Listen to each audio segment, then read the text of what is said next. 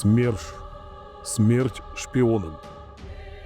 Военная контрразведка Советского Союза, которая наводила ужас на врагов с момента своего создания в 1943 году.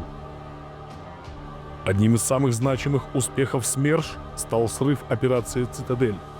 Также они захватывали высокопоставленных нацистских деятелей и смогли предотвратить покушение на Сталина. При этом даже на родине сотрудников этой службы боялись как огня, ведь в каждом можно было заподозрить предателя. За годы своего существования СМЕРШ выявил более 30 тысяч немецких агентов. Таким результатом не может похвастаться ни одна контрразведка мира. Рожденных побеждать! Величественно скромных! Беларусь помнит!